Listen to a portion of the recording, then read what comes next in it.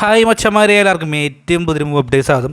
ഇപ്രാവശ്യം ഓണം കളറാക്കാൻ വേണ്ടി നമ്മുടെ ഉമ്മർ ലുലുവിൻ്റെ ബാഡ് ബോയ്സ് എന്ന് പറഞ്ഞ് നമ്മൾ റിലീസ് ചെയ്യാൻ വേണ്ടി പോകണം. എനിക്ക് തോന്നുന്നു നമ്മുടെ സെപ്റ്റംബർ 12 അല്ലെങ്കിൽ 13 ആയിരിക്കും ഇത് റിലീസ് ചെയ്യാൻ വേണ്ടി പോകുന്നുണ്ടാവുക. ഒരു ക്ലാഷ് റിലീസ് തന്നെ ഒരു പക്ഷേ പോസിറ്റീവ് റെസ്പോൺസ് കിട്ടിക്കഴിഞ്ഞാൽ ഒരു ഹിറ്റ് അടിക്കാൻ ചാൻസ് ഉണ്ട്. അതിന് അപ്പുറത്തോട്ട് പോകാൻ വളരെ ചാൻസ് കുറവ് തന്നെയാണ്. കാരണം ഇതിൻ്റെ ടീച്ചറൊന്നും എനിക്ക് വലിയ ഇമ്പാക്റ്റ് ഉണ്ടാക്കാൻ സാധിച്ചില്ലെങ്കിൽ ഒരു പക്ഷേ ഒരു കളർഫുൾ മൂവി ആയിരിക്കാം. ഇതിന് കാശ് നോക്കി കഴിഞ്ഞാൽ തന്നെ റഹ്മാൻ, ബിബിൻ ജോർജ്, അതുപോലെ തന്നെ ധ്യാൻ ശ്രീനിവാസൻ, സെന്തിൽ കൃഷ്ണ, നമ്മുടെ പണ്ടത്തെ ബാദുഷ് ഖാൻ, ഭീമൻ രഘു, ശങ്കർ തുടങ്ങിയവരൊക്കെ തിരിച്ചു വരാൻ വേണ്ടി പോകുന്നുണ്ട്. ബാദുഷ് ഖാനെ കുറിച്ച് നമുക്ക് എല്ലാവർക്കും അറിയാം. ഒരു ചിത്രത്തിന് തന്നെ അടാറ് ട്രാൻസ്ഫോർമേഷൻ ചെയ്ത് ചിരിപ്പിച്ചിട്ടുള്ള വ്യക്തി തന്നെയാണ് അദ്ദേഹം. എന്തായാലും റഹ്മാനെ വെച്ച് നിൽക്കുമ്പോൾ അത്യാവശ്യം ഒരു കളർഫുൾ ആക്ഷൻ ഇടിപ്പടം തന്നെയാണ് ഇപ്രാവശ്യം വന്നിട്ടുള്ളത് പ്രതീക്ഷിക്കുന്നു.